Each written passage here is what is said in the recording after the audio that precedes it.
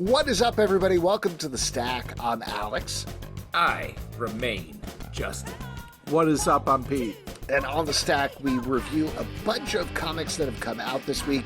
Let's kick it off with X-Men 97, #1 from Marvel, written by Steve Foxe, art by Salva Espín.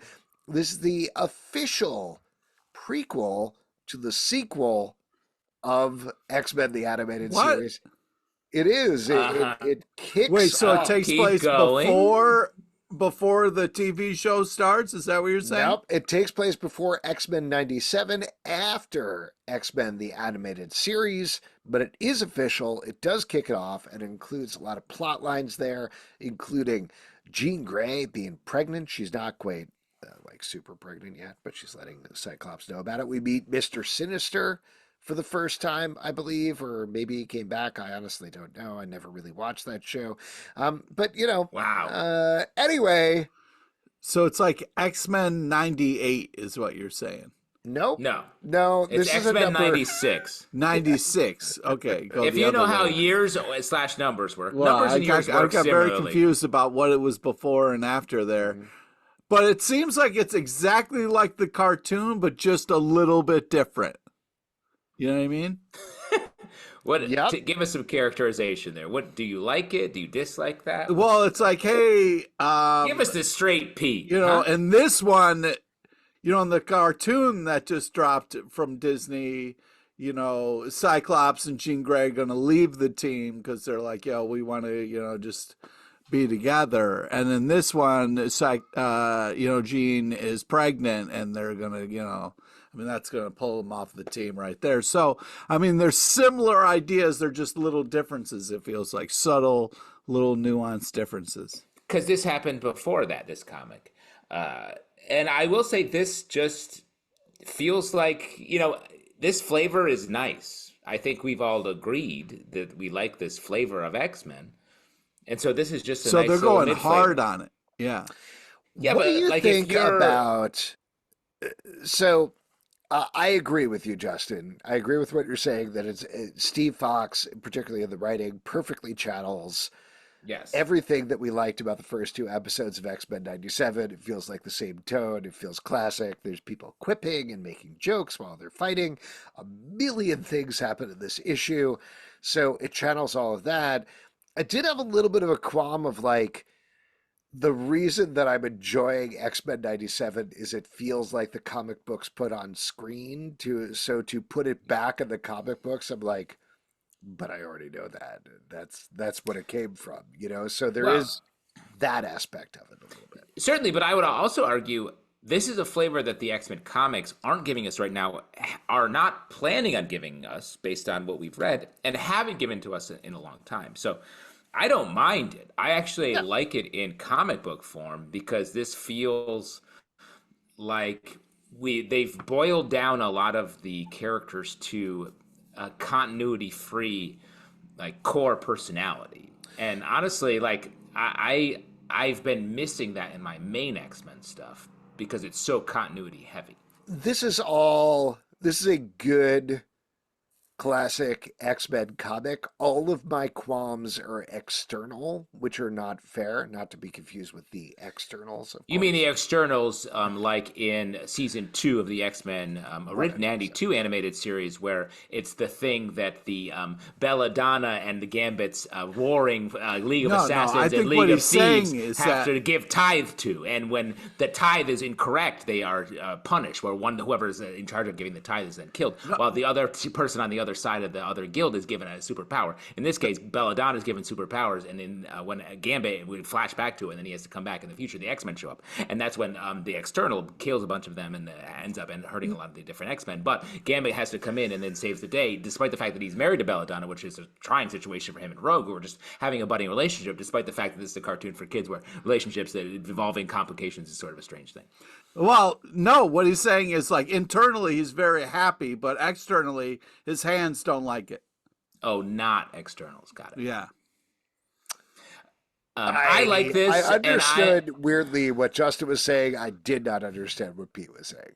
Oh, that's crazy. That's actually the definition of insanity, if you understood what I said. I've been rewatching the X-Men cartoon, and I'll tell you what, I love it. It's so intense. At certain points, the X-Men aren't even the main characters. There are 2 episodes in season 2 where it's Cable and Bishop fighting over the time stream and whose like broken time stream should remain, and the X-Men barely factor into it. It's crazy. Great stuff. Let's move on to another alternate timeline with Batman Dark Age #1 for DC Comics, written by Mark Russell, art by Mike Allred. This is spinning out of Superman Space Age, and I believe, though I'm not sure about this, but I believe it exists in the same continuity where we saw a Batman who is already operating. Now we're jumping back and seeing a younger Batman as he builds up to the Batman we know he is going to be. I was really looking forward to this because I love this team. I love the writer. I love the artist. I love Superman Space Age. And this does not disappoint. It is darker per the title, but I really thought it worked. What about you guys? Well, this is like tripped out Batman. Like, when they did Silver Surfer, and that was really fun and tripped out. So I was excited to see what Mike their Allred take. did. Yes, the Allred team. I feel like this, I was excited to see what they were going to kind of bring to this. And I thought it was very cool.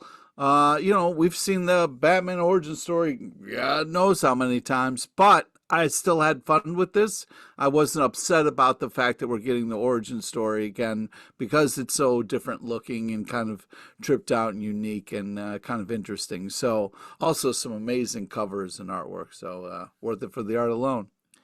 I also really enjoy this. This adds a little bit of tone of humor to Batman that we rarely get. Appreciate that. And almost has the tone, a very like James Dean energy, like the marvelous Mr. Batman in the marvelous Ms. Maisel fame. The Allred art is fantastic, and it's a nice alternate history that makes me want to see this tone brought through into the main continuity. So definitely going to keep reading this.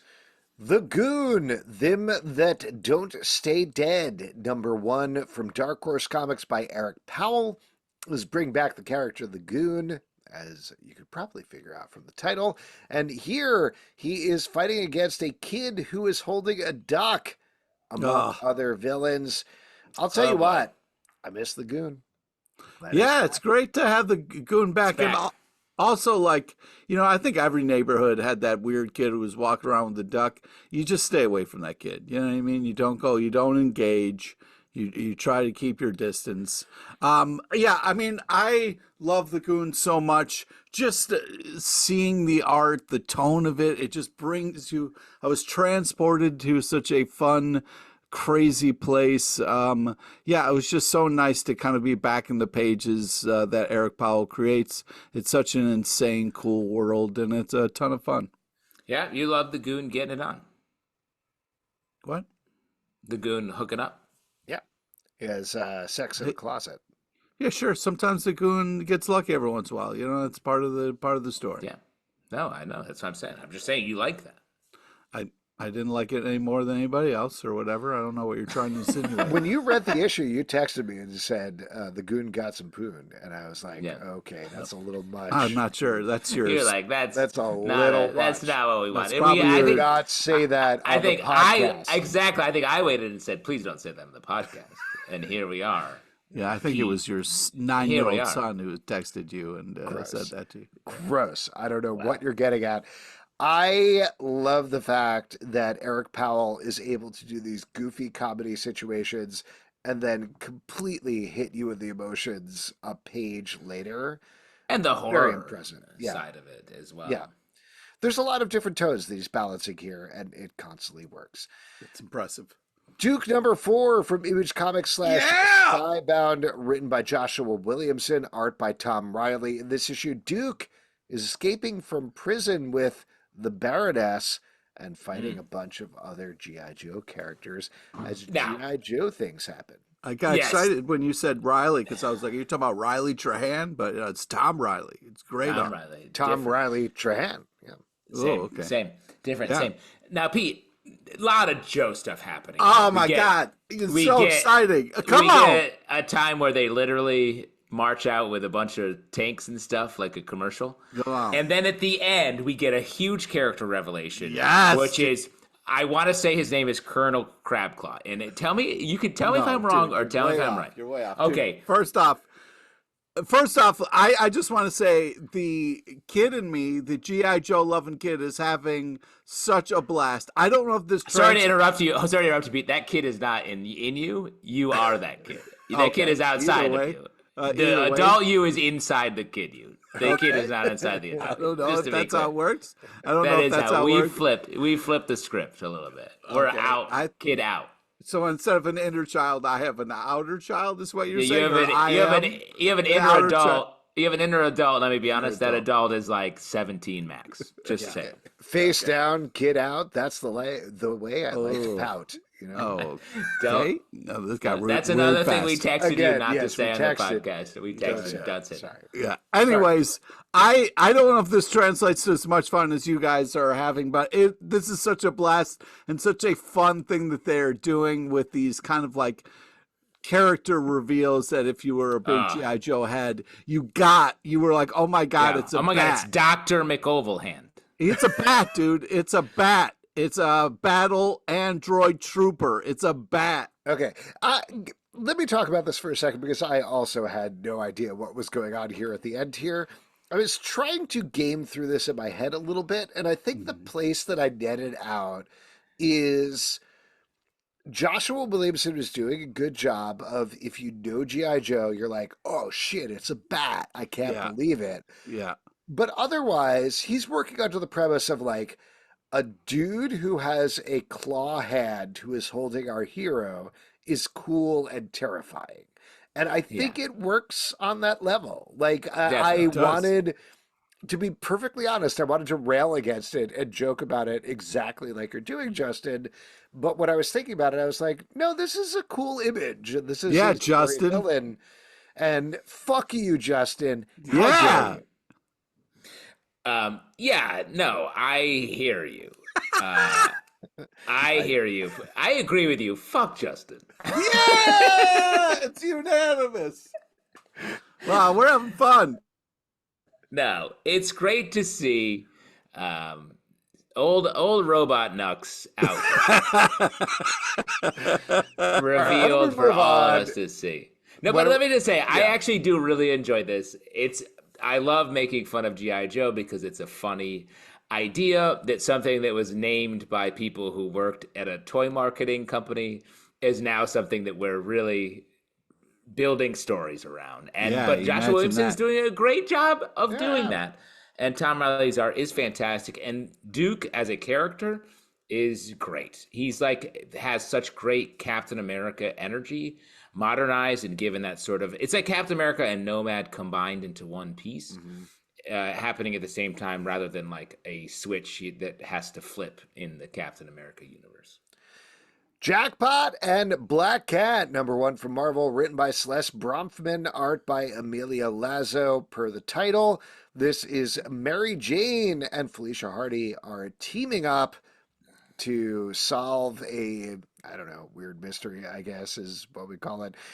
Basically, there's somebody who is digitally manipulating people first to kill Jackpot, and then Black Cat gets in the mix as well. There's some emotional stuff going on. Of course, we get Paul, the man in the chair, coming back.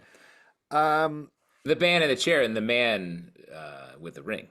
Yes. What married to Mary Jane. What's going on? He puts the married in Mary Jane right there, right?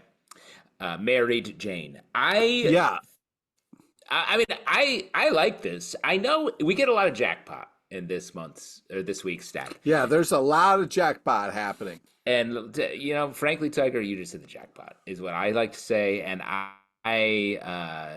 like it. I like Mary Jane in this role. The powers we're definitely seeing her powers on display. Every time we see Jackpot, it's like, what about this? What about this? It's like gambling. I'm a gambling addict based on reading these comics. I like her team up with Black Cat. I appreciated it a little bit more when there was the emotional issue between them where Black Cat was dating Peter and was sort of having a hard time talking about that with Mary Jane, and they worked it out and developed a friendship. It's advanced in this issue where it's like, hey, friends tell each other stuff, and I think that's a great second step. I want them to have a little bit more time, I guess, teaming up. So I assume we're going to get more of that going forward. This is sort of walking us into that. But I think the art is very cool. It's nice. It's very close up type comic book art. This is fun.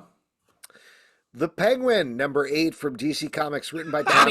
That means everybody liked it, right? Because I talked about it. Yeah. And no one else did. Just I did. Yep. Okay. Yeah, we but all everyone else agreed. Written by Tom King, art by Rafael De Latorre. Wow. In this issue, the Penguin returns to Gotham City. We got a little bit of a flashback the past 2 issues. Now he is taking it directly to the city, and a lot of this issue is spent with him just walking around and riling up tensions. Man, I love this series. This is one of the tensest reads of the week, I think. Just like the palpable feeling of, not to call out a ridiculous reference, but if you guys remember from the Simpsons episode where there's the one ninja standing on the lawn and everybody's like, Homer's like, what's he going to do? When's he going to do something? And then he looks away and he misses it. But like, that's this whole comic book is like, oh God, when is Penguin going to do something? And he does something, like he always does. Every issue, there's some sort of moment, but the tension building up to that is so palpable in every issue. You can feel it dripping off of the writing and the art. This is great. Yeah, I agree. Like the way that Tom King has put the Penguin sort of at the center of Gotham City in this series in a good way, but also built up this great cast of characters around. Like the Help has just been elevated so hard. The Help could have killed Batman in this issue, and it's played really well. But I want to highlight the Riddler section. Like I feel like this is some of the best Riddler like explanatory panels I've seen in a long time, where he's just constantly riddling in his head. He's having a conversation with the Penguin, and he's just like, it's just like, like spiraling riddles. And the Penguin's like, hey man, you're smart enough to be the smartest in the world. Smart as Lex. And the Riddler's like, yeah, but what if a hat was wearing on a donkey's head or something? It's sort of like, yes, this is how he's broken. And it's one of the best just showing why a character is the way they are that you don't see very often. This is a great thing to just show to a stranger who wants to know about the Riddler. Let me just say before Pete offers his opinion, I also want to mention there's an element, and I don't say this derogatorily, of Tom King showing off in this book, where he's like, as a writer, I can encompass many different viewpoints because every other page switches between viewpoints, has other people narrating the action, and they all are different voices. And like, that's something that every writer should do, but it is hard to do and does not happen all the time. It's very impressive. I would argue this whole Penguin book is a Tom King flex. I feel like that energy has been there throughout, and I think he's absorbed it into a lot of the characters. But this whole comic feels like Tom King being like, let me see how far I can go, and bringing that energy to the Penguin and some of the other characters. Yep. Pete? Yeah, I'm having a hard time with what to root for here, because we can't root for the Penguin. He's clearly an asshole and has been the whole time. So it's hard to ride this long with somebody who is so despicable. I mean, I appreciate him stomping on the Riddler, because I was like, yeah, get this guy to shut the fuck up. This is annoying as hell. So you don't like riddles? No, I don't. What do you think? What do you feel about Gru from Despicable Me? Because you're saying like you don't like people. I thought you were talking about Gru, like the Conan but cartoonish Conan kind of. Do you get paid every time you bring up a Minion related thing? I feel like it happens every episode. It seems like you shoe in Minions pretty hard. He grues it. He doesn't chew it. It's a group. All I gotta say is illumination, right? You guys know. Nice. That's making money. Boo. Pete, what's your favorite butler, the Help or Alfred? If you had to Alfred. choose. Oh, interesting. No question. But the Help's alive and Alfred is dead. How dare you? Rest in peace. Very hard for a dead butler to get you sandwiches. That sounds like a great riddle right there. How does a dead butler get you sandwiches? The sun. That's good. That's medium. We're gonna work on that. We'll workshop it. Miles Morales, Spider-Man number 18 from Marvel, written by Cody Ziglar, art by David Marquez, Sara Pichelli, Juann Cabal, Matt Horak, Luciano Vecchio, and Federico Vicentini. Let me just say, I want to walk you guys through. I know nobody cares about this, but I want to walk you guys through my thought process here. When I saw this many artists on it, I was like, oh, this is going to be an art jam giving us the history of Miles Morales. It's the 300th issue where he's appeared. We're paying tribute to the anniversary. Let's go. That is not what it is. It is a full-length adventure written by Cody Ziglar, where Miles and a team try to take down another team that is trying to take them down, who have been powered up by Rambler. Is that the name of the character? Definitely not. I want to say it's Rabble. Rabble. Rabble. So I went into this and I was like, I kind of wanted to feel things about Miles Morales, his history, so I was disappointed there. But conversely, when I came out of this comic book, I really appreciated the fact that they gave Cody Ziglar all of this space to play around with one story, because I feel like you don't get that a lot in this sort of issue. Usually it is that sort of like, we're doing a bunch of short stories. Here's a bunch of different eras of Miles Morales. And this felt like something different that is in the current continuity. And I was impressed and appreciative of that. Wow. Yeah. I feel like this was just such a great action-packed issue. You get like awesome splash pages, tons of kind of like cool, just kind of comic team-up moments. I thought this was a ton of fun and really well paced and amazingly drawn. Yeah, it was a big issue. I feel like this is true for this issue and perhaps the other amazing Spider-Man issue we're going to talk about in a little bit.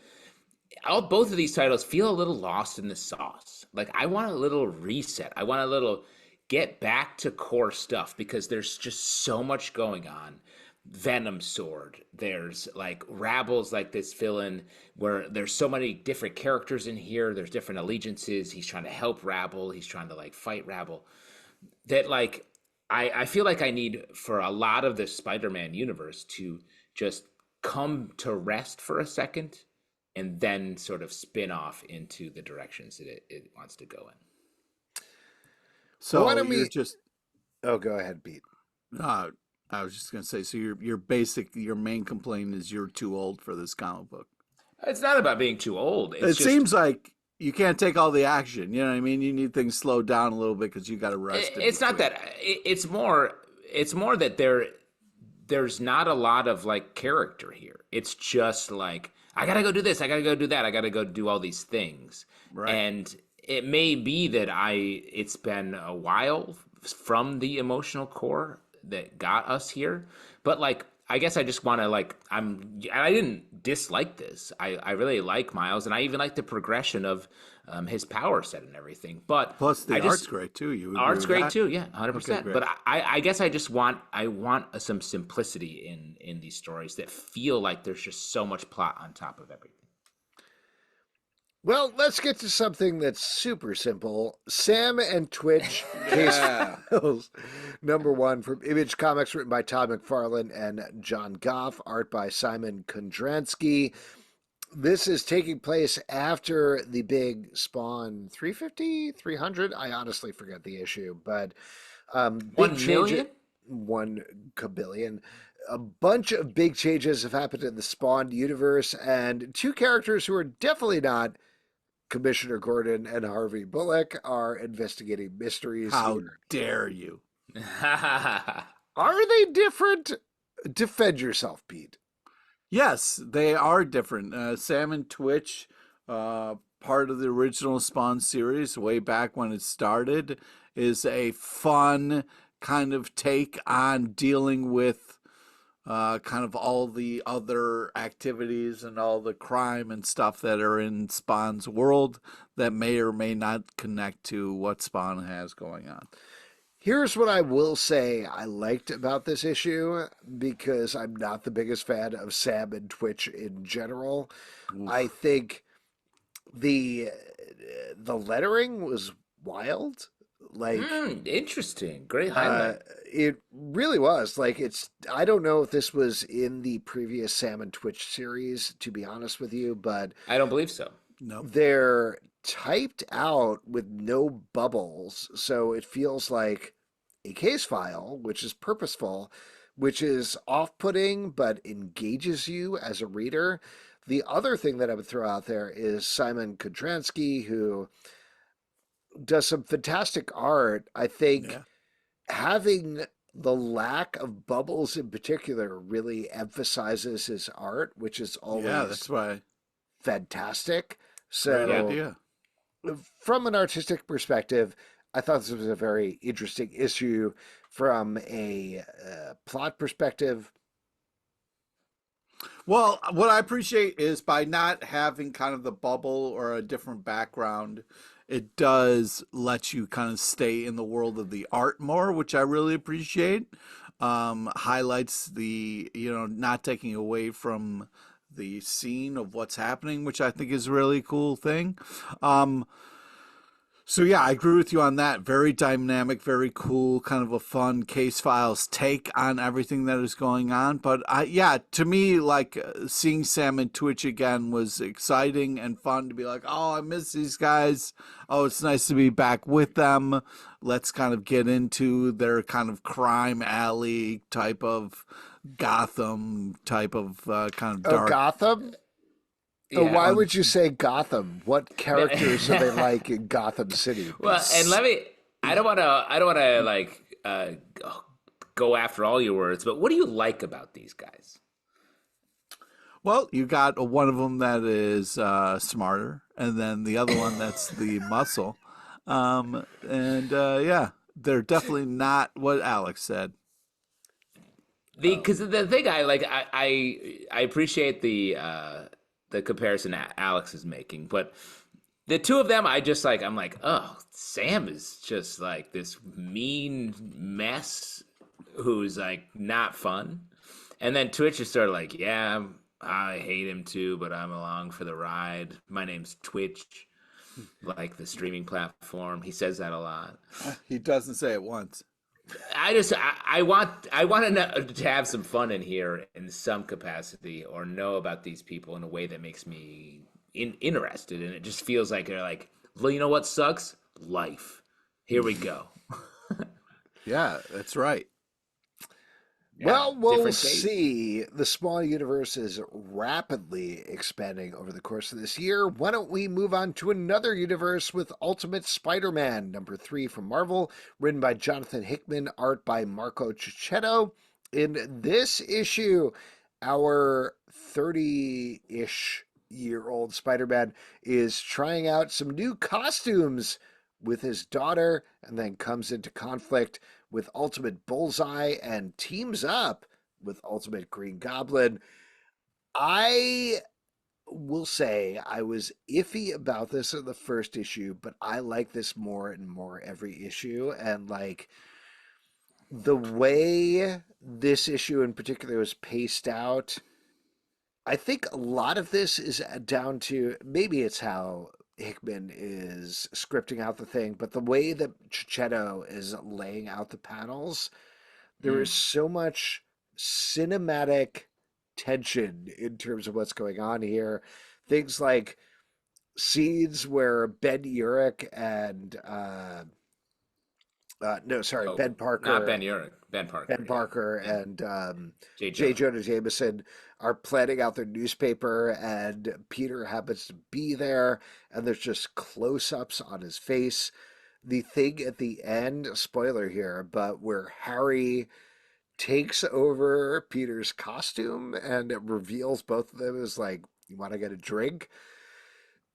Man, this like, I know this is the worst compliment for a comic book, but like this feels like watching a movie while you're reading it. It's phenomenal. It's great. I'll compliment it in a different way. It just feels like it's core Spider-Man mythology, just like remixed in a way that is working. And remix. Yeah, I agree. I love it. The only I think the art is fantastic. I love the characterizations of everybody. I love the Ben Parker, J. Jonah team up. The way they're just buddies. Hank Sesh and Peter Parker's the weird one. There is so fun. The family element is really cool. The only thing and this bothers me across Marvel, I'm like, why is Bullseye so juiced up all the time? Everyone's like, oh no, it's Bullseye. He throws cards. How hard can you throw a card? Deadly cards, motherfucker. I don't care. If he's a Bullseye at throwing a card, it's still just bouncing off my stuff. Have you ever gotten a paper cut? Yeah, a real bad one in the right... No, here's in your face. He's hitting pressure points, dude. No, I've thought about the paper cut aspect here. It's not you can bleed out. A paper cut slides across. Bullseye's whole thing is hitting a point. It's not a slide. It's a point. He's hitting a point. So I'm just saying, it doesn't. The math doesn't add up that Bullseye's throwing a card through steel. Yep. He's not super powered. He knows the weak point in the steel, man. No, he doesn't. That's not even in his power set. His power set is being able to be he'd be great at beer pong. He should be great at beer pong. That's his whole thing. He is good He should be called beer pong. I really like his ultimate costume, I would say. Yes, cool. I just feel like he's so juiced up, it bothers me. But otherwise, great issue. I thought this was kind of a touching issue. I like this idea of all right, what are we doing differently in this ultimate universe? What if people had friends? You know what I mean? It's nice to see J. Jonah Jameson not an asshole. He's got a friend. He's got a buddy. And guess what? Spider-Man doesn't have to fight the Green Goblin. They can be friends. That's a great what if. I was like, I love this. I love this ultimate world. It doesn't always have to be these giant battles. It can just be some people being like, take off your mask. Let's get a drink, man. I would love to see. I know where they're doing What If Venom right now, but if they did What If People Had Friends with just a cover of C.B. Cebulski crying, that would be so beautiful. It got real, very specific and behind the curtain there with the CB Cebulski. Yeah, no, I'm saying he would be so happy. He would be so happy. Yeah, really beautiful. Well, anyway, Alan Scott, the Green Lantern #5 from DC Comics, written by Tim Sheridan, art by Cian Torme. And this issue, big stuff going down as Alan Scott is battling his ex-boyfriend, the Red Lantern. Some big revelations come out. Oh my God, the emotion in every issue of this is pouring out of the pages. I am so impressed with what's going on here. And, there's been a fair amount of digital ink spilled about the JSA stuff that came out with Jeff Johns. He clearly, I don't know, got distracted is probably the best way of saying it with the Ghost Machine stuff. So he wasn't able to push through JSA. We got all these miniseries, but spoiler here, when the JSA shows up again, I was like, pump the fist in the air moment. It's great. Agree. And let me just say, I was criticizing the Spider-Man books before. This is the flip of it, where it's emotion-led stories that have a ton of plot in a good way. This feels like it's so emotional. The art's really superhero-y and the action is superhero-y, but at its core, it's about this emotional loss. We get some great mythology building with the Green Lantern, the Alan Scott Green Lantern, which is something that has never quite fit with the larger Green Lantern mythology, and I think they do a decent job of sliding that in. I think this series has been just great top to bottom. Yeah, I agree. It's been awesome and really well done. There was one part that was a little weird where they were like, "Oh man, when you're a Red Lantern, you can't keep that up." And then all these like bad guy Red Lanterns showed up, and then they weren't worried about that at all because I was just like, "Well, what happened? That whole kind of plot thing just kind of went out the window." But other than that, I'm really impressed with not only what they're saying, how they're saying it, and the art style is fantastic. Gods, number 6 from Marvel, written by Jonathan Hickman, once again, art by Valerio Schiti. In this issue, our main female character is going on a journey to help the other female character. There's a lot of continuity stuff going on here, but basically this is like a journey to the underworld style issue. Yeah. Main thing I wanted to ask you guys off of this issue, and this is a spoiler for the end. At the end of the issue, she's asked, "Give me your eyes or lie for 24 hours." Mm-hmm. Which would you choose? Well, the weird part was, and this is huge spoilers, is that earlier she's like, "You got to tell the truth for 24 hours or I get one eye." And then later the Fox is like, "Yo, it's 2 eyes now and you got to lie." I was like, "Well, that's easier than telling the truth. What the fuck is the problem?" And then the next time you see her, she's got no eyes, and you're like, "Well, you can't lie." Here's the part you're missing, which is the trap that the Fox proposes. The first Guardian there is like, you could have to tell the truth or give me an eye, and he's like, hey, be careful what you agree to, because you never know what you might end up with. Like, someone later could ask you to tell a lie in the same period, then you would be driven mad because you can't tell the truth and lie in one 24-hour period. And she's like, yeah. I telling the truth is always the right answer. She says she'll tell the truth for 24 hours. And then goes through, makes a bunch of other promises. At the end, he gives her that same question. He finally has his turn to offer her a price. Yeah. And he's like, "I want both your eyes, or I will make you tell lies for 24 hours, which, as he said before, would drive her mad and ruin and erase her from existence, essentially." So the Fox does the classic myth thing of telling you what he's going to do as a trick, and then doing it at the end, which I really enjoyed. It's a classic, don't trust the Golden Fox Max. But listen, I'm giving up. I'm spending I go to Target. I'm like, yeah, one eye, whatever you guys need. I just need to get out of here with these Clorox wipes and whatever else is in my cart.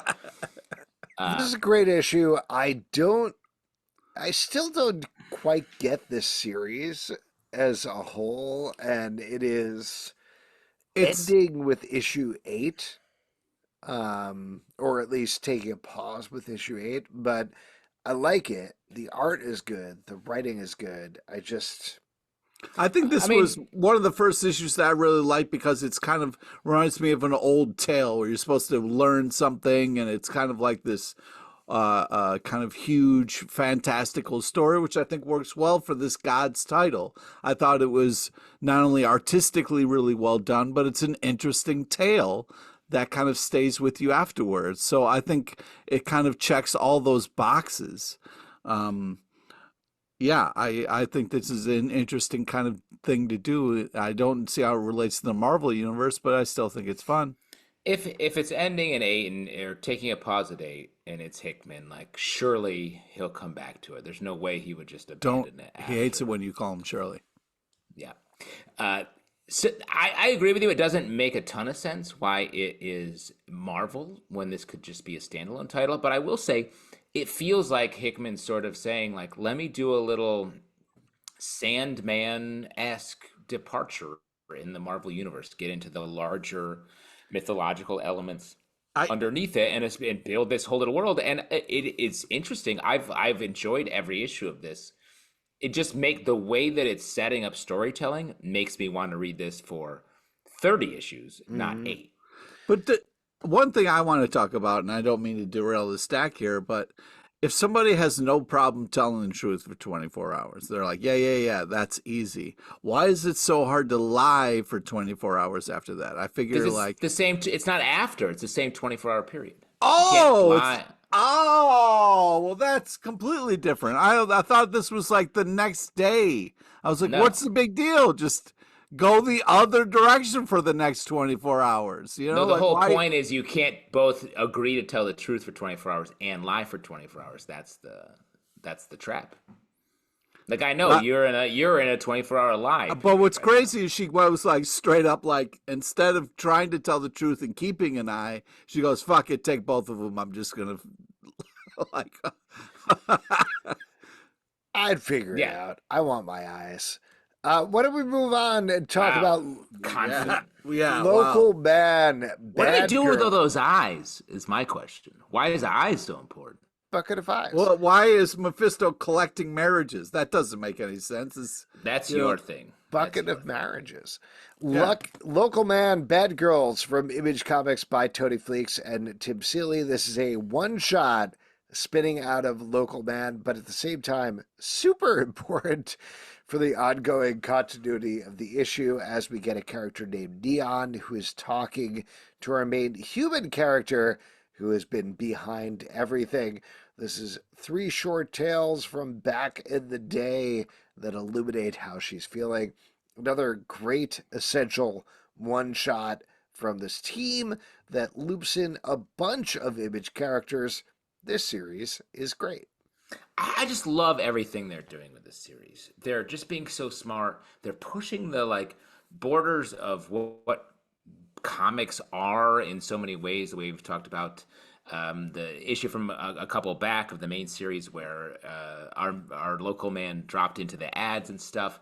This is pushing through into a standalone issue that is sort of like filling time in some ways, but at the same time, it's advancing the story in an extreme way, telling us great backstory, fleshing out the world. This is just maybe my favorite universe to be in right now is the local man. Oh wow.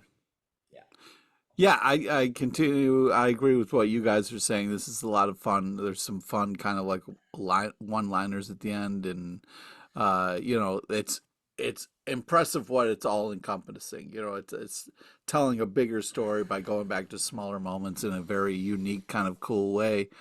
And yeah, the art's impressive. It's also fun. Makes me want to be a local man. I'm a local man. I would love to live in a town. X-Force number 50 from Marvel, written Good by luck with that. Benjamin Percy. Oh, gosh. Thank you so much. Yeah. Written by Benjamin Percy, art by Robert Gill. This is the final issue of this title as we get to the end of the Beast versus Beast storyline. Simplest version possible. There is a beast who has become a genocidal maniac who is trying to suck all the mutant kind that is left into a black hole. Meanwhile, the beast from back in the day, the Oh My Stars and Garters beast, is trying to stop him. Spoilers for this. By the end of the issue, Wonder Man, who is a pacifist, decides to sacrifice himself to stop Beast, and ultimately the older Beast stops him, dies in the process, and we get the wrap up of X-Force doing their thing while younger Beast and Wonder Man get into an apartment together. Here's my big issue with this. I thought this was the stuff with Beast, the action with that was great. Like, really well done, very emotional. All the stuff with Wonder Man was excellent. All the stuff with X-Force felt like, let's distract them with something else going up over here so we can focus on Beast having an emotional catharsis. And then at the end, we wrapped up very quickly. It felt like it needed 2 more pages or something like that to just kind of really give it the room because it wrapped up so succinctly, so quickly. I think that's fair, but like let's remember this at the end of this issue joins up with the Wolverine Sabretooth War like a month ago. Like Yeah. it links up with 5 issues back on the Wolverine title. So I think it was sort of like we have to get this out there before too much more time passes or else it won't really fit together. But I agree with you. I like the way that this X-Force series has become like this Beast Wolverine dichotomy. And we get to see, love Wonder Man, love seeing him here. Yeah, you love Wonder Man. I do. That's your guy. I also love that they don't pull away from like Beast, the bad Beast philosophy. He's like, no, I'm right. This is, sorry, young Beast, but you don't get it. I've seen some shit, and I need to put all the mutants in a black hole. And he doesn't waver, and the book isn't like he's wrong at any point. So that's philosophically interesting to me. Well, hard disagree. I don't understand. There was a ton of beasts, and then the evil beast, and then you had a kind of split teams of people who were for this insane beast, and then people were against this insane beast. And then you had the younger beast fighting the older beast, and the older beast's only defense of saying we have to kill everybody with a black hole gun is, I've seen some shit. Black hole gun. I was just like, what? Won't you come? Beast is supposed to be smart, and he can't even talk to another version of him to convince it of anything it was saying. And it was. But you love Beast, Pete. I like a smart beast because that makes sense to me. But this beast doesn't seem smart, and it's just saying, I've been through a harder life than you, younger beast. And I just didn't, it wasn't good enough decision or make sense or worth all of the fighting that's happened. Wolverine versus Evil Beast, all of that was over. I just want to kill everybody with a black hole gun. Black hole gun. Pete, let me hit you with I felt like I've been taking crazy pills. Like, how is this a thing? And let me say, we switched your he vitamins. wants to blow up Mars. Like, that's the thing. That's what we did all this for. And then it was just like, oh, crazy old man beast. You're a curmudgeon, and life is beating you down. Couple follow-ups. We did switch. What is happening? We switched your vitamins for crazy pills. A. B. He does want to blow up Mars because that's going to become a Dominion and kill everything. C. I want to hit you with a little Pete LePage style trivia quiz. What's your favorite beast? Bad Beast, Stars and Garters, Good Beast, good old no fur naked Beast, or Beast, this is D, Beast from Beauty and the Beast, or E, Elijah Dushku. You have to go with E on this one. Yeah, I get what your point is that no beast is actually a good beast, and I guess they're all bad, is what you're saying. So they're all mid. I think they're all mid is the real thing. Yeah. Look at you. Well, anyway, why don't we move on? Alex, nothing to say to that? Did you think this Alex, did you want to answer? Did this make any sense to you? No, I'm trying to decide whether I should admit something that I've never admitted out loud or not. Yes, what? Alex. Yes, admit come on. Something. Okay, so, oh my gosh, I feel very uncomfortable about this. So, you know how Wonder Man is constantly like, I'm a pacifist in this issue? Yeah.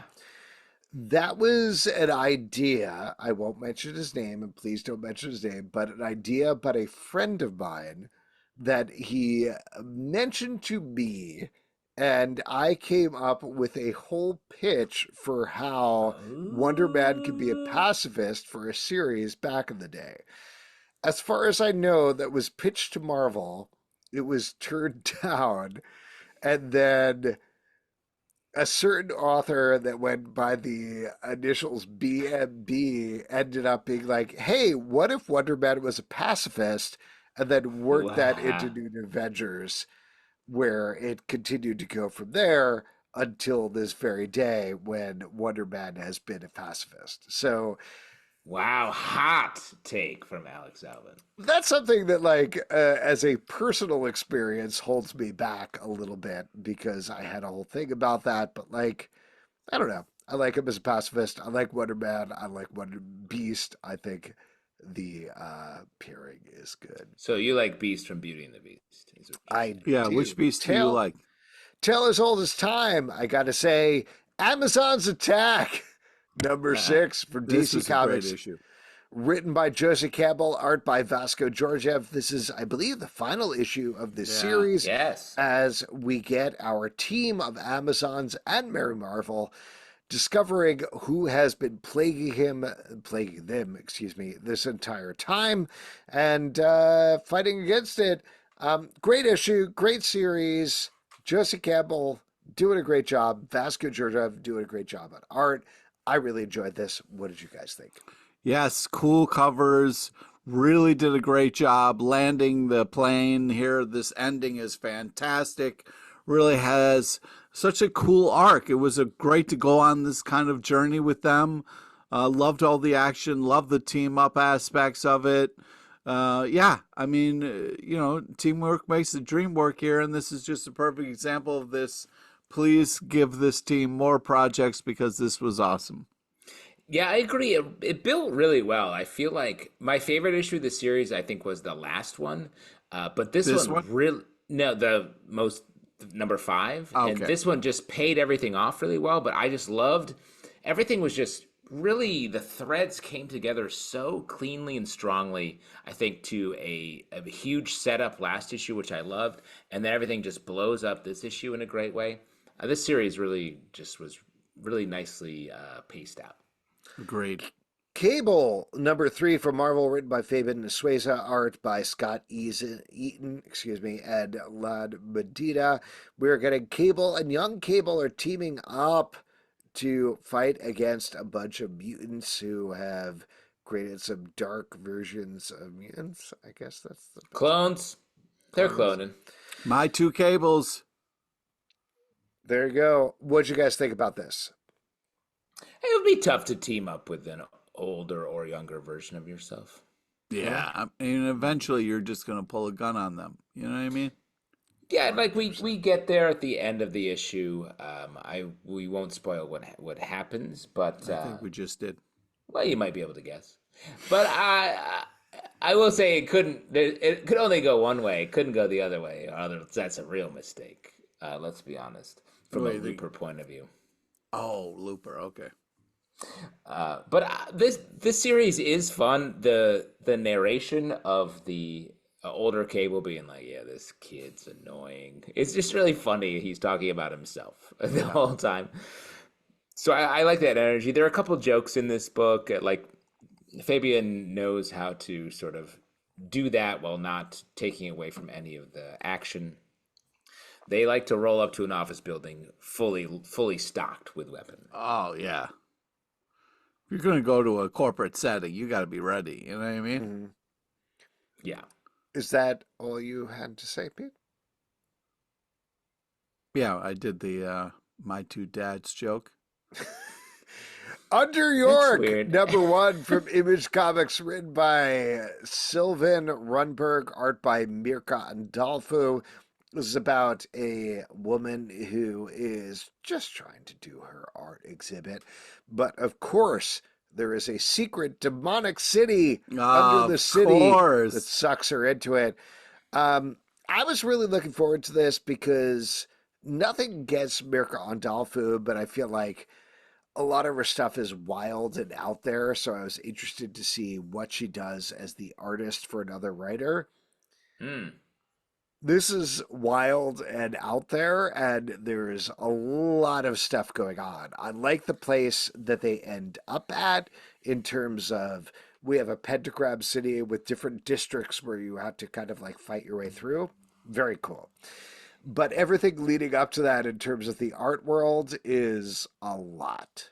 Well, it's funny. I had sort of the opposite opinion. I liked the art world stuff, and then at the end of the issue, we get sort of a premise bomb where it's sort of like, yeah, it's actually a secret underworld under the city where there's 5 different cities in pentagram. You have to fight your way through. I was like, whoa! I thought this is sort of a chill, demonic art book, but instead it spins out into a much larger world, and it just caught me off guard in a way. You know, this reminded me of when I first moved to New York City. I thought New York would be a lot more of this, you know what I mean? Getting pulled into these demon underworlds, having all these secret magical creatures flying around and stuff like that. So, Yeah, pretty disappointed in the real life New York City, but Well, you did get pulled into the pit underground basement comedy theater a lot. yeah, that's true. There was one pit I didn't survive, but I do think that That's where we were Jedi married. Just to be yep, clear. yeah, that's true. In the underground, the belly of the beast, so to speak. But I did think the art was great. The kind of the verses of it all was fun. So as far as the first issue, I appreciated what we're setting up and what we're getting excited for to come. Predator, The Last Hunt, #2 from Marvel, written by Ed Bryson, art by Francesca Bana. In this issue, John Schaefer, the brother of Dutch. Yeah, Dutch's brother. Arnold Schwarzenegger. Yeah. Arnold. He shows up. He showed up at the cliffhanger, but turns out he's kind of a helpful guy who is helping out our main character, trying to figure out the mystery of what the Predators are up to. Of course, what they're up to is hunting, as we find out in the Surprise! Yeah, I wrote down like, yeah, no shit that you just walked into a trap. They're fucking predators. I do like Dutch's the fact that brother. John Schaefer is a little more heroic than I expected. Yeah, from his Hawaiian shirt. Yes. Yeah. Everything about these series are go so much harder than I thought they would. I really like them. I like the art. I like the story. I like following it. What do you guys think? I mean, for much as I was making fun of the G.I. Joe character reveal, I feel like this book had that where it's like, look, it's Dutch's brother. I was like, what? Or they don't even say that. It's John Schaefer. I was like, John Schaefer, the most regular name in America? Okay. And so, like, it is that same energy. But I agree with you. Like, I do like this book. Even though it's a lot of wild ideas that the Predators have gathered people from across time to hunt. And they're all here being like, yeah, we're just having coffee, waiting for them to show up and try to hunt us, is still working, and it's still fun. I mean, that's the thing about setting traps for humans. You know what I mean? You got to sit there, have your coffee, and wait for them to stumble into it. I think this is great bait coffee for a human trap. Yes, agreed. I think it's kind of funny, Predator, The Last Hunt, #2. But I do think that, how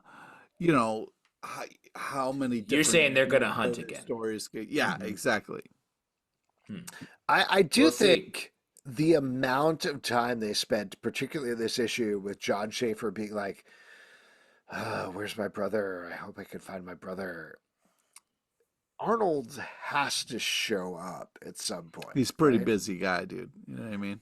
I don't know. Well, governor for a while. He doesn't have to sit for a painting of it. He can just be drawn in. I think it needs to show up. The other thing that I'll throw out at you that I saw somebody zeeting or posting or whatever, I don't even know what platform it was on. Did you say zeeting?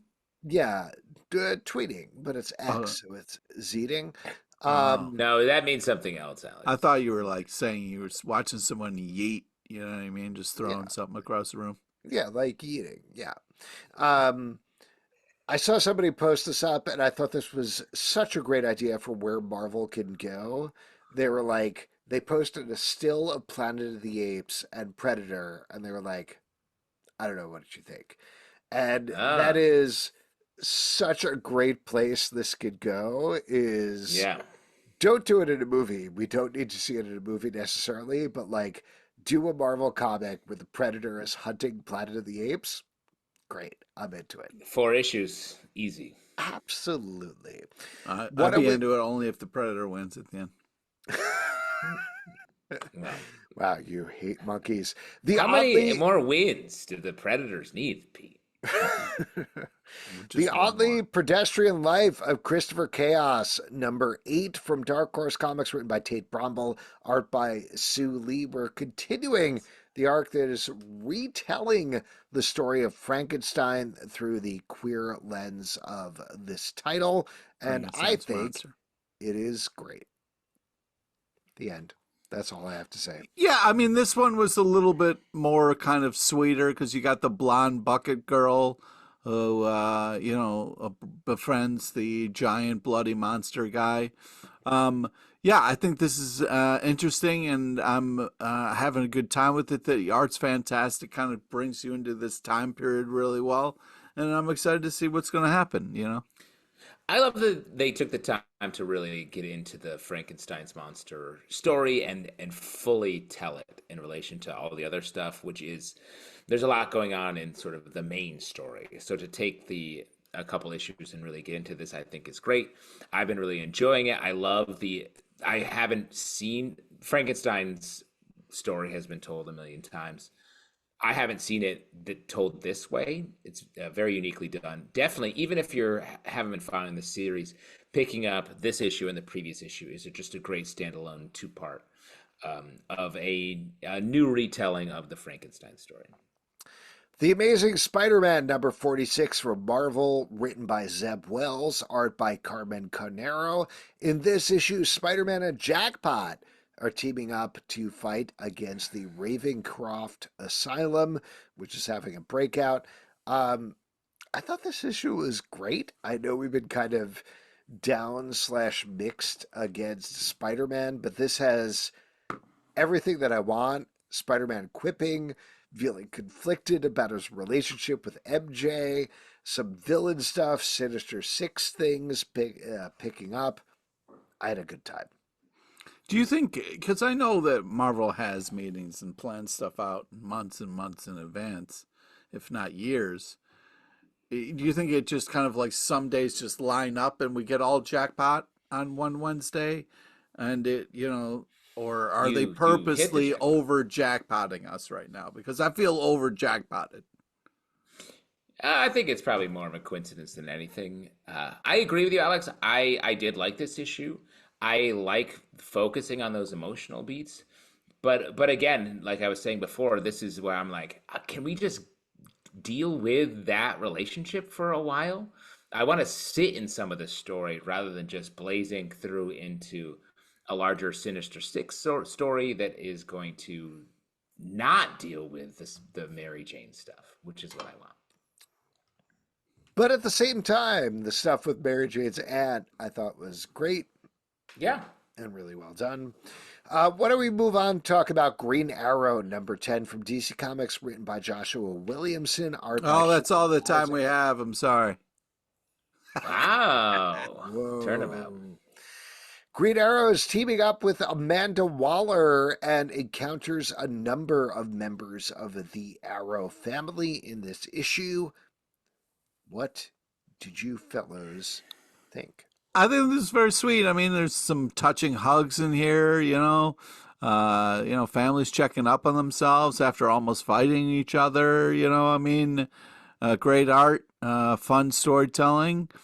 Can't wait for more, but you got to stop saying brain bomb, or is it they said it so many times it's funny at this point? I'm not sure. I feel like I'm a couple short of it being funny, and it's just kind of like stop with the brain bomb.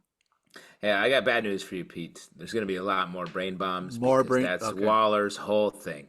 She must have a brain bomb surgeon on retainer who's just dropping them in, And it's not easy surgery, I would think. Dropping in a brain bomb. You can't, because you got to put it all the way in. You can't just put it on top. You know what I mean? You got to put it in the middle. The other this issue, I talk a lot about how, like, for instance, the Flash family. It feels like there's just so many Flashes, it's hard to balance them. This issue, like, is saying, hey, here's this whole Arrow family. But I thought this worked because it kept the emotional through line of Oliver just going after Red Arrow, trying to get to the bottom of it, and it was nice, I thought. Wolverine number 46 from Marvel, written by Benjamin Percy and Victor Laval, art by Corey Smith. In this issue, Sabretooth has brainwashed Wolverine and is tricking him into thinking they were going on a mission when they were on Team X or whatever it's called, back in the day. He's not. It's way worse than that. He's doing some terrible things, and it ends up in a terrible place for Wolverine. I love the stakes that are so high here, but Justin, curious to hear from you because I know you love this issue. I have been loving this, and when we first came upon the Sabretooth War, I was like, wow, this is so many issues. What are they going to do to really tell this story over that long a timeline? And what they're doing is just like really having a strong premise and take on each issue. This one, like the classic brainwash of Wolverine, which seems to happen so often. His brain is fully washed. And it's told in a visually interesting way. It has some shades, I feel like, playing off of Old Man Logan, some fears we have of what happened in that story. That's happening here. And I continue to love the Quentin Quire as a floating head who talks shit, but is also capitulating to Sabretooth. I think that's really well done. Yeah, I agree that the talking head is fun. But yeah, I mean, the hard part for me is that I've seen this numerous times where Sabretooth tricks Wolverine to doing his dirty work, but then Wolverine's going to find out and he's going to be fucking pissed, man. And he's going to come after Wolverine. I just, this is, it's something we've seen a lot, but I guess it's fun. And it's nice because, Sabretooth remembers Wolverine's birthday, and that's the important thing. Mm-hmm. That's the important thing. I agree. Six Fingers, #2 from Image Comics, written by Dan Waters, art by Sumit Kamara. We are following two parallel miniseries, as in this one we see a potential killer who may be reincarnated or something like that, of a killer who has six fingers. And meanwhile, in the other series, the one hand, we're following the cop who is chasing him down. This is really well done, very complex. I do not know what to trust or what to believe, which is the whole point of it, and that part is very impressive. Yeah, you got it, kind of that the spinning top moment of like what's real, what's not, and it's this cool idea that if you look at a clock in a dream, that's how you know if you're dreaming or not. But we don't really know what's real and what's not in this comic, and that's a very cool, interesting, when it's done well, and I think it is here. It's a very cool story, fantastic art. I think this is interesting. I'm excited to check this out, and I'm a sucker for the old Six Finger Man being the bad guy because of, hello, my name is Amigo Montoya. You killed my father. Prepare to die. Flawless impression. I never look at clocks because I don't want to know if I'm dreaming or not. Ooh. Just don't look at clocks. Don't trust clocks. Clocks are lying to you. I like it. This is such a nice just comic experiment. These two twinned titles coming out together, and it's hard to tell. It felt like in the first issues, it was like, oh, one's a hero and one's the killer. And I don't think that's actually accurate. And we're starting to really just upset that original duality there in a nice way. The Incredible Hulk, #10 from Marvel, written by Philip Kennedy Johnson, art by Danny Earls. In this issue, the Hulk is confronting Frozen Charlotte, who is different from Good Charlotte, I believe. And the band? Teaming up, yes, of course. And teaming up with Ghost Detective, which is different from the band. The band? The band? Yes, the band. Anyway, some horror stuff is going on here. What did you guys think about this one? Well, it's amazing art. Ghostbusters guy. Yeah, I love Ghostbusters. Busting makes me feel good, but I think it's frankly we're over busted right now. And we'll get to Ghostbusters in a second, but you're over busted. Yeah, you're busted. Definitely. Yeah, over busted. First off, fantastic cover. Yeah, I think that the Hulk versus the kind of Mother of Angels is like a really creepy, unbelievable villain that freaks me the fuck out.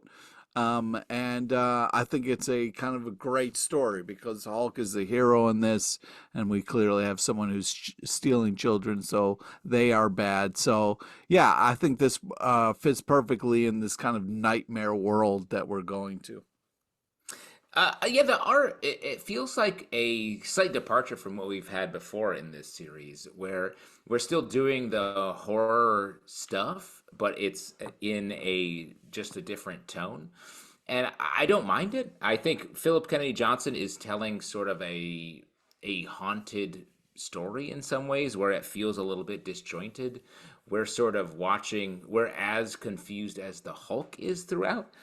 And that is, we don't get that. I feel like we're always just watching the Hulk, and this it feels like we are the Hulk throughout it. So yeah, it continues to be a That's very how I different live every day of my life as the Hulk. truth. Feels good. Ghostbusters Back in Town, #1 from Dark Horse Comics, written by David M. Booher, art by Blue Delaquanti. This is a bridge between Ghostbusters Afterlife and Ghostbusters Frozen Empire, which is in theaters now. I think in terms of that, it does a fine job. Yeah, I think this is kind of like a fun, kind of bright, more cartoony take on the Ghostbusters here, which is a nice kind of Saturday morning cartoon kind of vibe, and I think it's a fun way to kind of tell some Ghostbuster stories, especially when they're back in town. #1. I love the action towards the end. The last panel is a fun teaser. I think this is enjoyable, but overall, I was talking about how I'm over Ghosted. You're overbusted. Yeah, I just think I like the original Ghostbusters movies. There's a lot of it that doesn't hold up, but the idea of it, there's the comedy points of it are really fun. The underdog kind of the whole thing of it. Some fantastic lines. But we're getting so many kind of remakes and stuff of it. It's I feel a little bit like something that I loved is no longer there anymore in the stuff that is being sold to me. But I appreciated this. It's funny that you're overexposed. That's are you saying because it's sort of different? It's deviating from a lot of what you Well, like. I think it's like the Transformers. Like I love the Transformers cartoon growing up. The animated movie was amazing. But then when they started making these new movies, it was clear it was not for me. You know what I mean? So You I didn't feel a little like bit. Transformers Age of Extinction? Was that the one with the balls? Then no. The Transformers that had I balls? don't know. Yeah, Truck nuts, yeah, the truck nuts. That was Optimus Prime nuts. yeah, that's when I lost it a little bit. But the Bumblebee movie was good. I like that one. I mean, I agree with you. I feel like this Ghostbusters book is heading in a different direction, and it feels like it's a lot of business for something. It really does feel like it's doing a lot of narrative work and plot work, and I'm like, I don't think this book has to work so hard. It could just be like a fun story. Like I'm not dying to connect these most recent movies. You could do a much simpler job of doing that.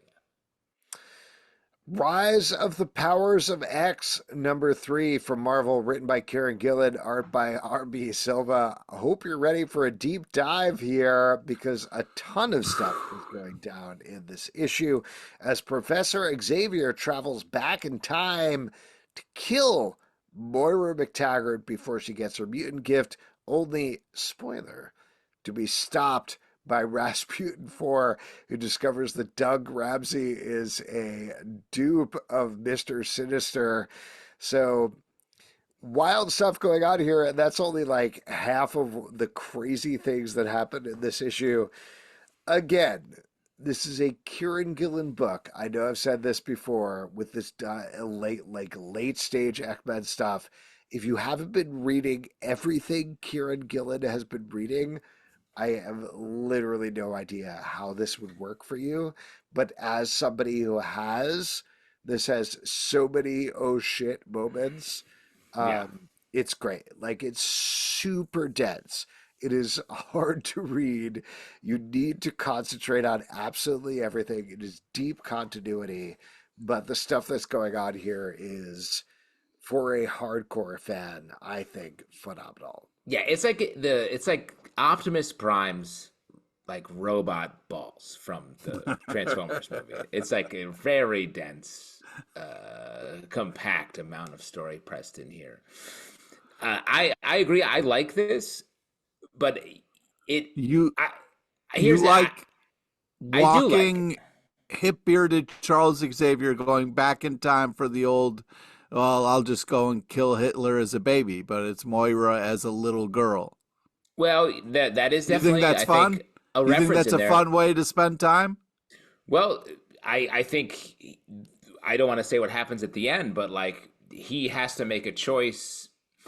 But the big takeaway I have from this issue is like, and we've seen in sort of the revelations of what the next titles are coming down the line after the reboot, post-record reboot from the X-Men franchise, and I think we need a real reset on old Charles Xavier because we need like a standalone series where he can just be a person for a while because he's a He was a mess. lollipop. Now he's just kind of like bearded, walking around. He's a mess right now. He's someone who like is a villain a lot. He is also the ultimate icon and inspiration for the X-Men from the get-go. So like for a character to occupy both of those poles, I think we need something that just puts a flag in who he is because now he's sort of more on the villain side and we don't know what he's up to or what his intentions are and he doesn't tell us. So Is it weird every time I see him walking, I think, oh, this is the villain? because you want him to be sitting down. I don't know. Whenever I weird. see somebody walking, I say, nah, that's a Can't villain. trust him. Yeah. Can't trust it. Somna, number 3 from Distillery by Becky Cloonan and Tula Lote. This is the final issue of this series that repaints the Salem witch trials in a new way. I think that's the easiest way of putting it. This is a gorgeous book, very well told, with some very sad, very dark character moments throughout. What did you guys think?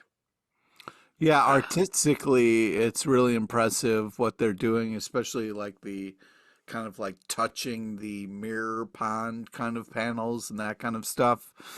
But yeah, there's a lot of demons trying to fuck in this issue, so fun. Well, and just to touch on, like, it's a great book. I really enjoyed the story, but to really emphasize the art because, like, it has an art jam style to it where, like, it's not like long passages and then an exchange of between the two artists.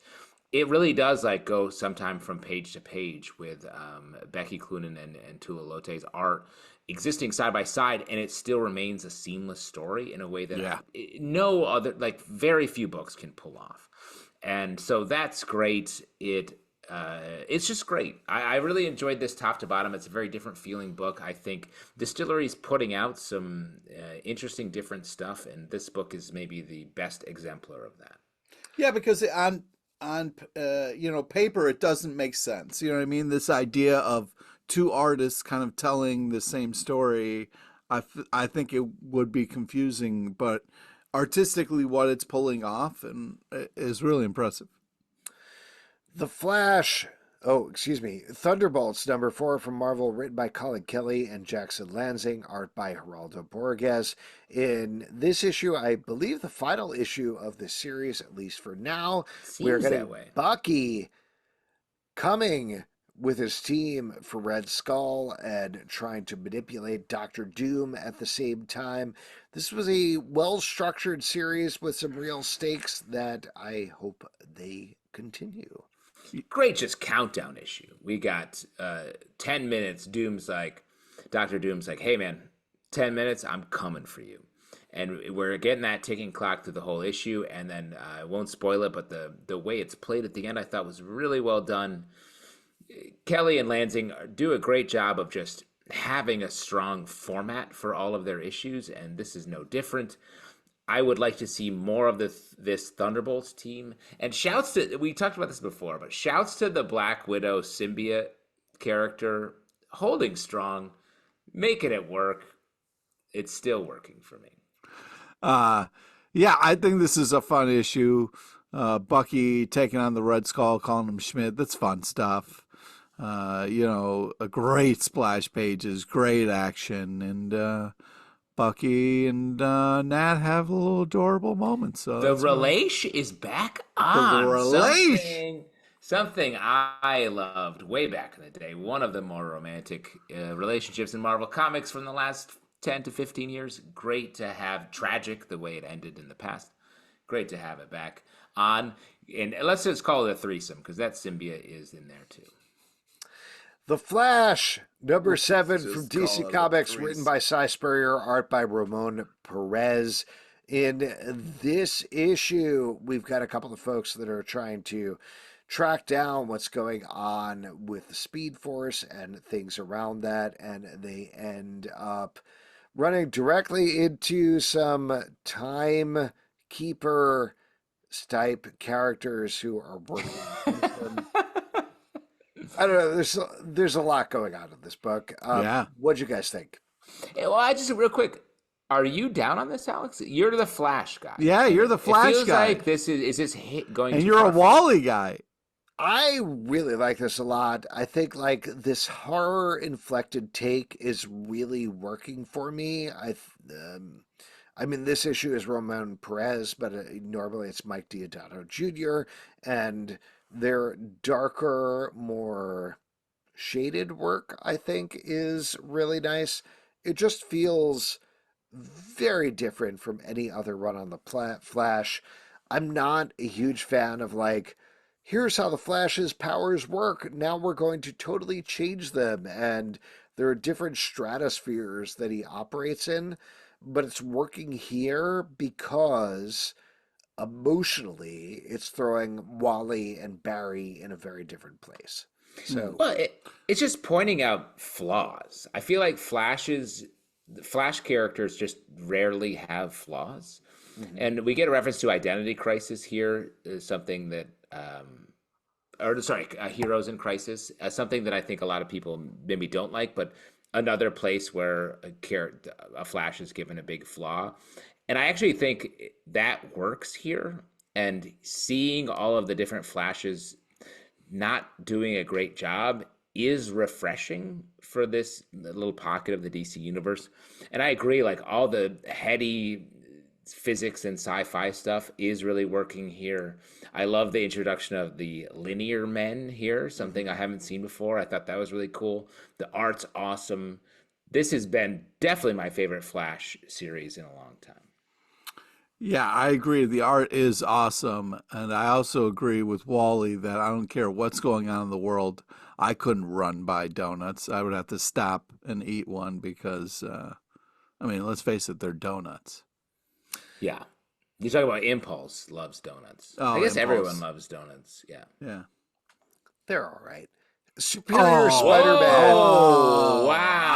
How dare you, sir? Okay, Alex, how about this? I'm going to set a trap for you sometime in the next month where you're going to be going about your business. There's going to be donuts, and I'm going to see if you've had donuts before, right? I mean, you've eaten donuts. Not yet. They're round. They're like bagels. But you've been like... I've had bagels. You've gone to Krispy Kreme when the red light comes on and they're fresh and warm. What now? I've been to what now? Wait, Krispy sorry. Kreme? Pete, would you wait outside Krispy Kreme for the red light to come on? Wow. For those of you listening, Pete made a like, you talking to me face? He made a like, yeah, you know I'm at the red light kind of face. When you go to Amsterdam, that's what red light district means. Yeah. All Krispy Kremes, all up and down. It's very erotic, weirdly, and it's just donuts. Superior Spider-Man number 5 from Marvel, written by Dan Slott and Christos Gage, art by Mark Bagley. In this issue, Peter Parker is teaming up with Otto Octavius to try to take down Electric Lady, who has taken Adam Marconi hostage. I don't know. I haven't learned your name yet. I'm sorry. Oh. I just thought you hated her from the way you were saying her name. I was like, why do you hate? She's fine. It's fine. Okay. It seems Alex, like you got do you not some stuff. like this? Yeah, this is for you. They're doing This is your thing. Yeah, this is your. Is it? Yeah, you love this. Superior Spider-Man. I like this team up. The villain is whatever. Wow. Wow. Wow. You're just so down on her. You haven't even learned her name. What's her name? Her name Pull it up. Anyways, Supernova. I think that Dan Slott's clearly having a grand old time, and I know I say this all the time, but I'm over this Superior BS. So the fact that they're keeping this going with the reveal at the end here is a little disconcerting, but it's great to see Dan Slott having so much fun and bringing Chris Gage along for the fun ride, and the Mark Bagley art's great, but I'm kind of done being with the Superiors. But if the kids are having fun, then let's go for it. If the Spider Boys are having fun, let them be Spider Boys. You know, I mean, this is like you should know what you're getting into when you pick up this. This is like pure Dan Slott, Christos Gage, Mark Bagley, Superior jam sesh. You know the vibe, you know the jokes, you know the world. Like, it's I gotta shout out this team for just being able to deliver news stories that hit their tone. That's hard to do over a long period of time, and they're doing it. And it seems like, based on the way this issue ends, they're going to continue to do it. Yeah, it seems like it.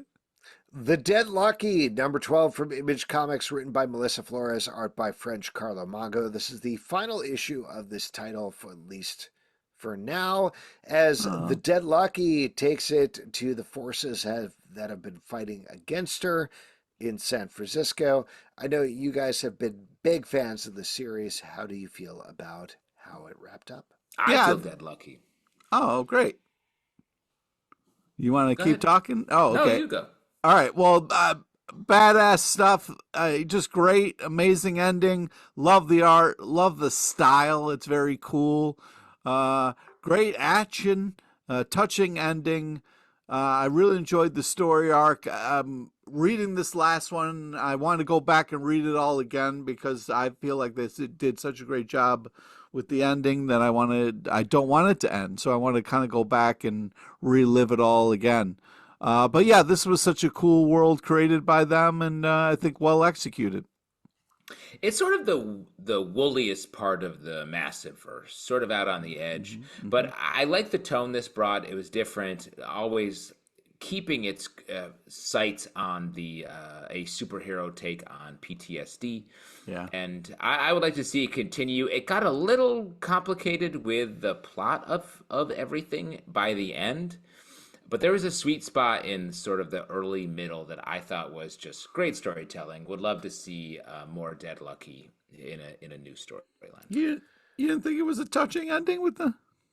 No, it was touching, but I'm just saying, like, the story got a little big and it lost touch with sort of the parts that I liked in the early and middle. Daredevil, number 7 from Marvel, written by Saladin Ahmed, art by Aaron Cooter. In this issue, as Daredevil continues to deal with the 7 deadly sins, one of them, we won't say who, infests Wolverine, who comes directly for Daredevil. Gotta say, appreciate a good Wolverine Daredevil fight. I do not know why Daredevil is not torn to ribbons at the end. Well, there was a part where there's a cut in Daredevil's arm, and I was like, "Oh, damn! That of course Wolverine would tear Daredevil to pieces." I also like the description of Wolverine as a lead pipe with meat wrapped around it. I was like, "That's legit.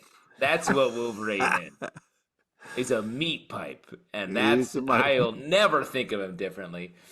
So I really like that. I like that we've nailed the premise here that it's Daredevil versus his sins, and they're taking possession of his friends. Shame about his white costume turning completely red. I feel like by the end of it, it's fully red. As soon as you get a new outfit, you show up at the bar, and Wolverine's there, it's all over. I mean, there goes your really nice blood, looking... red wine. Yeah. And I love at the end, Wolverine's like pretty chill about it. He's like, yeah, man, I get possessed all the time. Let's grab a couple drinks. Like, he was the most chill. Yeah, I mean, it says a lot about how much Wolverine has been through, and then how much we have as a reader, where it's like, oh yeah, Wolverine's possessed again. Yep. Well, just buy him a drink at the end of the night; he'll be cool with it. Yeah, I think this is a blast. I also think that's, it's interesting that we're kind of still exploring this more religious version of Daredevil. I mean, I was having fun with the story, but then it was a little bit weird when he was like, oh, I'll cleanse him through this water and that will get rid of the demon. And I was just like, I don't know.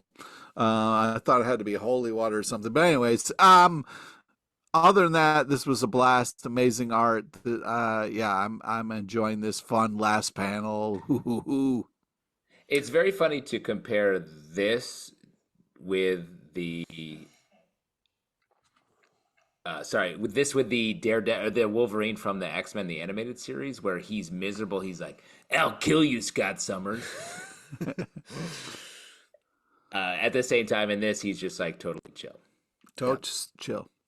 Masterpiece number 4 from Dark Horse Comics, written by Brian Michael Bendis, art by Alex Maleev. This issue, Masterpiece, is turning the tables on the people who are attacking her. What did you guys think about this one? Well, this is I like that we're getting the team together. We get a nice late addition to the team. This is classic, just Bendis scripting, going hard in his lane, which is, I feel like Bendis has been sort of going out and trying to do different things. This feels like a real return to form in a good way.